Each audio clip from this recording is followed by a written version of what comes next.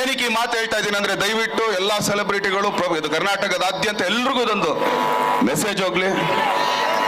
ಇಲ್ಲಿ ನೀವು ಇಷ್ಟು ಜನ ಇದ್ದೀರಾ, ನಿಮ್ಮ ಪಾದಾರವಿಂದಗಳಿಗೆ ನಾನು ಕೇಳ್ಕೊಳ್ತಾ ಇರೋದು ಏನಕ್ಕೆ ಅಂತ ಹೇಳ್ತೀವಿ ಕೇಳ್ರ, ಏನಕ್ಕೆ ಅಂತ ಹೇಳ್ತೀವಿ ಇಲ್ಲ ಯೋಚನೆ ಮಾಡ್ರೆ, ಬದುಕಿದ್ರೆ ಇನ್ನೊಂದ್ಸಲಿ ನಾನು ನೋಡ್ತೀರಾ, ನನ್ನ ಹಾಳಾಗೋಗ್ಲಿ, ನೀವು ನಾನು ನೋಡದೇ ಇದ್ರು ಪರವಾಗಿಲ್ಲ.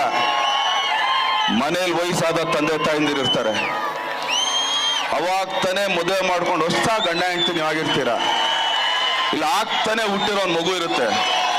ನಿಮಗೇನಾದ್ರು ಹೆಚ್ಚು ಕಮ್ಮಿ ಆದ್ರೆ ನಿಮ್ಮ ಮನೆಯವರು ಸಾಯೋ ತನಕ ನನ್ನನ್ನು ದೂಷಿಸ್ತಾರೆ. ಅದು ನಿಮ್ಗಿಷ್ಟಾನಾ? ಅದು ನಿಮ್ಗಿಷ್ಟಾನಾ? ದಯಮಾಡಿ ನಿಮ್ಮ ಪಾದಗಳಿಗೆ ನಾನು ಇಲ್ಲಿಂದ ಕೇಳ್ಕೊಳ್ತೀನಿ, ಯಾಕಂದ್ರೆ ಇದೊಂದು ಮೆಸೇಜ್ ಇರಲಿ ನಿಮ್ಗೆ. ಏನೊಂದು ಲೈಕು ಕಮೆಂಟ್ ಸಿಕ್ಬಿಟ್ರೆ ನೀವೆಲ್ಲ ಏನು ಆಗ್ಬಿಡಲ್ಲ. ಸಾಯದೆ ಬದುಕಿದ್ರೆ ಇನ್ನೊಂದ್ಸಲಿ ನಮ್ಮನ್ನು ನೋಡ್ತೀರಾ. ಅರ್ಥ ಮಾಡ್ಕೊಳ್ಳಿ ಮಾತುಗಳನ್ನ.